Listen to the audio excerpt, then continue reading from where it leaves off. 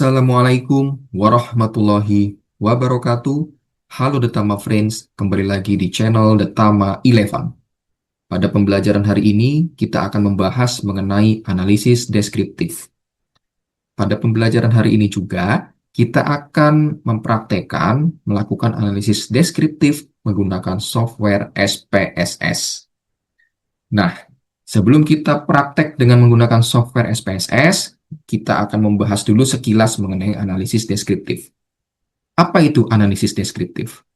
Jadi, analisis deskriptif merupakan analisis statistik yang bertujuan untuk menggambarkan, meringkas, dan menyajikan data sehingga lebih mudah dipahami. Pada analisis deskriptif, kita tidak membuat kesimpulan untuk populasinya, melainkan hanya menjelaskan karakteristik data yang kita miliki. Dan inilah yang membedakan analisis deskriptif dengan analisis inferensia.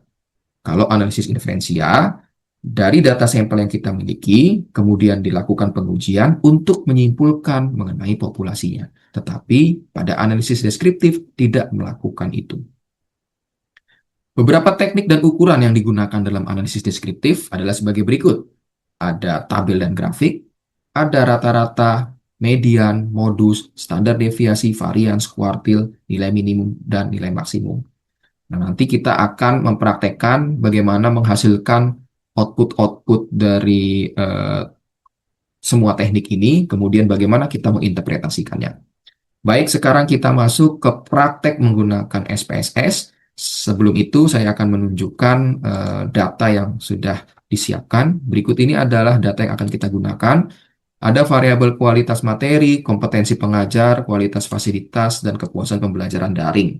Nah, di mana data untuk setiap variabelnya ini adalah didapatkan dari skala Likert, sehingga datanya ini merupakan bilangan bulat.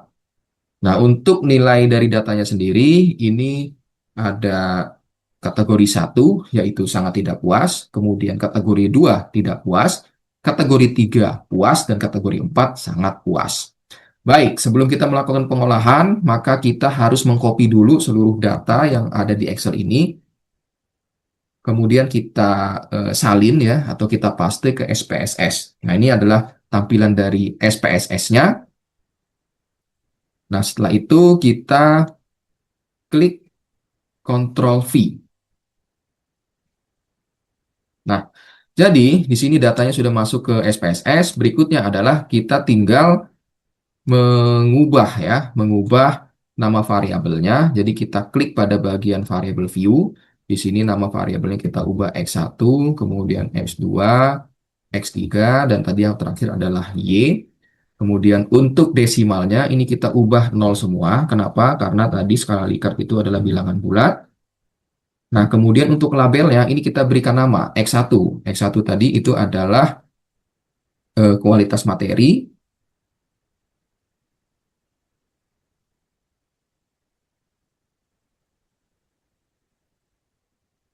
Kemudian X2. X2-nya adalah kompetensi pengajar.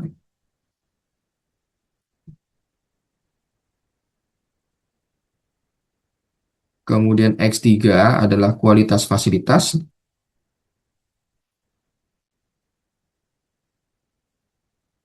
Dan X4-nya merupakan kepuasan pembelajaran.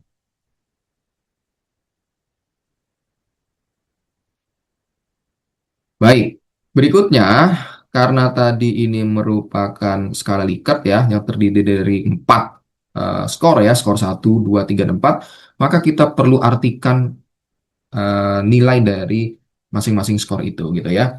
Jadi yang pertama skor 1 ini berarti artinya sangat tidak puas. Kemudian skor 2 ini adalah tidak puas. Skor 3 ini puas. Skor 4 ini sangat puas. Nah, lalu kita oke, dan kita lakukan untuk variabel-variabel yang lainnya.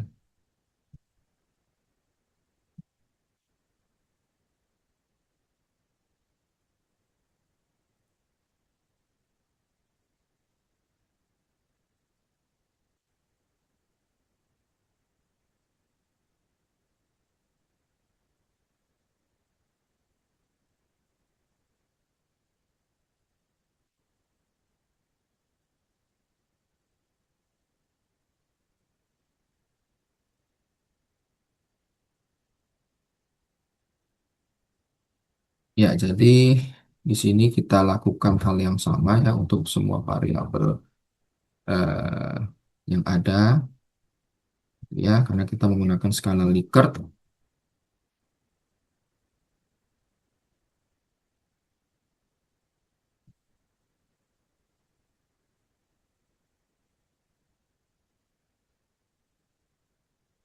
Ini saya agak cepat ya menulisnya.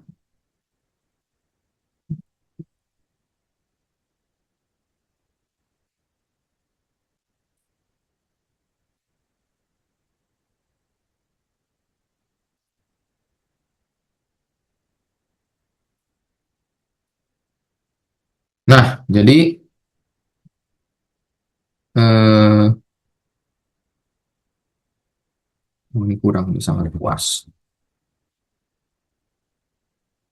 Baik, jadi untuk seluruh variabel nilainya sudah kita berikan nama, gitu ya. Nah, berikutnya adalah kita ke bagian measure, ya. Jadi di sini karena datanya adalah skala Likert, gitu ya, di mana mengandung tingkatan, kemudian juga untuk membedakan antar tingkatannya, maka measure-nya kita pilih ordinal. Nah, baik. Setelah itu kita kembali lagi ke data view, baru kita lakukan analisis deskriptif. Caranya adalah kita klik analyze, kita pilih descriptive statistics, lalu kita pilih frekuensi. Nah, di sini kita akan diberikan tampilan seperti ini. Karena kita mau menganalisis deskriptif untuk semua variabel, maka kita blok dulu untuk semua variabel yang ada ya. Lalu kita klik panah kanan ini. Nah, kemudian pada bagian statistik ini kita pilih. Jadi ini akan menampilkan beberapa ukuran-ukuran yang mau kita tampilkan ya. Jadi di sini kita pilih saja ya, kita klik ya, sehingga muncul tanda centang seperti ini. Ada kuartil, ada mean, median, modus, standar deviasi, varians, minimum, dan maksimum. Kita continue. Kemudian kita pilih bagian charts. Nah, di sini kita akan diberikan beberapa pilihan grafik ya atau chart. Nah, di sini kita pilih saja pie chart ya atau diagram lingkaran. Kemudian untuk chart value-nya kita pilih yang frekuensis. Lalu kita klik continue, setelah itu kita klik OK.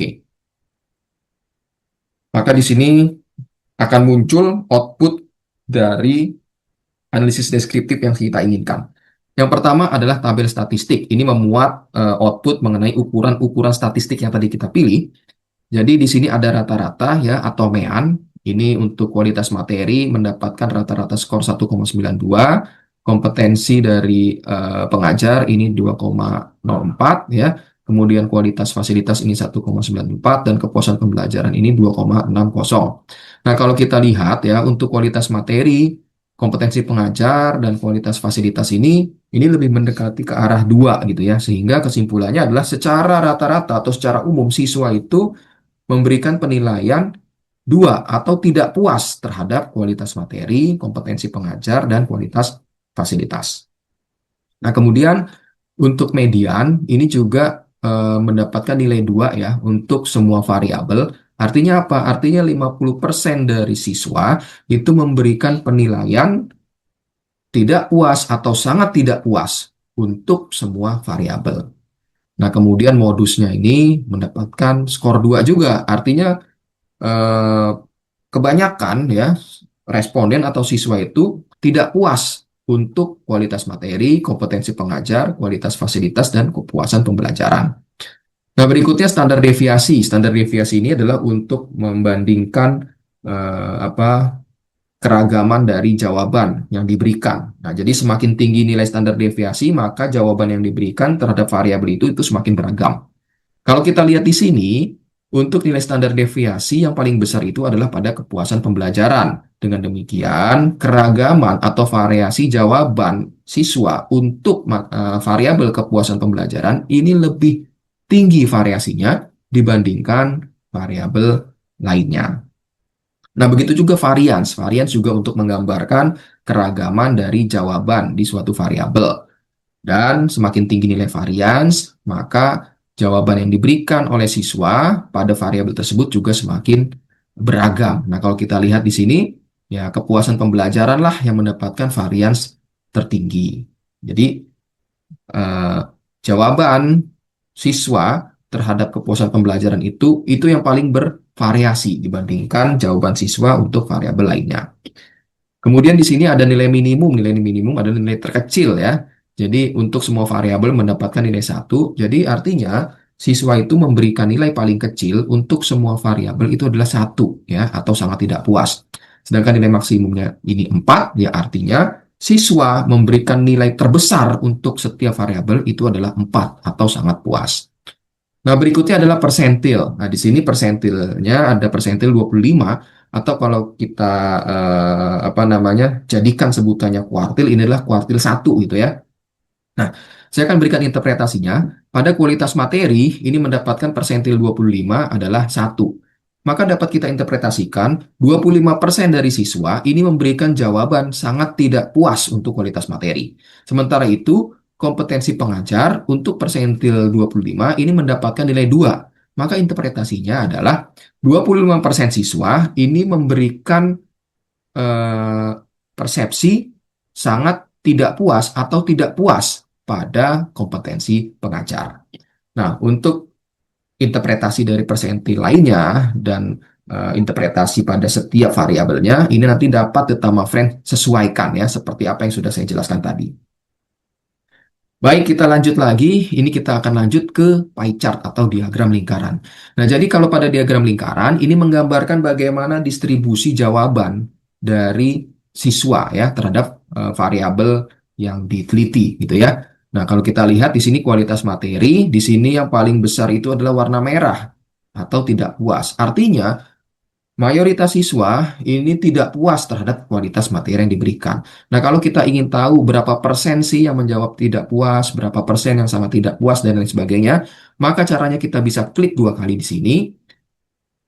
Nah, kemudian kita pilih elemen, kita klik elemen, lalu kita klik Show Data Labels. Setelah itu, nah ini kita pilih persen ya, agar muncul persentasenya. Lalu kita klik Apply, kita close. Ini kita close, maka di sini akan muncullah berapa persen jawaban untuk setiap kategorinya. Sebagai contoh, di sini berarti ada 54,17% siswa yang tidak puas terhadap kualitas materi, dan ada 29,17% siswa yang sangat tidak puas dengan kualitas materi. Nah, berikutnya bagaimana kalau kita mau menampilkan grafik batang? Itu bisa caranya dengan cara kita klik Graph, kemudian kita pilih Chart Builder. Setelah itu kita pilih grafik batang yang mau kita tampilkan. Ini kita pilih saja simple bar. Ini kita klik kiri, tekan, lalu kita drag ya. Kita apa namanya? Kita bawa ke kotak kosong ini. Nah, kemudian akan muncul seperti ini ya. Kemudian kita pilih variabel apa yang mau kita buat grafik batangnya. Jadi kita contohkan saja, kita pilih kualitas materi. Jadi kita klik kiri di sini, kita tahan, lalu kita drag untuk kita masukkan ke x-axis. Setelah itu kita akan lihat ya, ini adalah tampilan dari diagram batang nanti akan muncul di output. Ya kita langsung klik saja OK, dan di sini akan muncul grafik batangnya. Nah, ini adalah grafik batangnya. Berikutnya, kalau kita lihat di sini ya tidak puas ya, yang paling tinggi apa namanya frekuensinya atau paling banyak orang menjawabnya. Kemudian ada berapa banyak orang yang menjawab sangat tidak puas, puas, dan sangat puas. Kita tinggal klik 2 kali saja, klik kiri 2 kali, kita klik elemen, lalu kita pilih Show Data Labels. Nah, setelah itu kita close, dan kita akan dapatkan ya. Contohnya, jadi ada sebanyak 14 siswa yang menjawab sangat tidak puas ya untuk apa variabel yang diteliti ini. Kemudian ada yang menjawab tidak puas ya sebanyak 26, puas sebanyak 6, dan sangat puas sebanyak 2. Baik, saya kira itu ya bagaimana kita mempelajari apa namanya analisis deskriptif beserta prakteknya dengan menggunakan SPSS. Nah, bagi The Tama Friends yang mungkin masih belum jelas atau mungkin ada pertanyaan, silakan dapat menghubungi The Tama Friends di nomor yang sudah dicantumkan pada informasi channel YouTube ini. Terima kasih telah menyaksikan The Tama Elevens. Jangan lupa like, subscribe, comment, and share. Barangkali dari teman-temannya yang lain juga membutuhkan video ini. Sekali lagi, terima kasih. Sampai bertemu di pembelajaran berikutnya.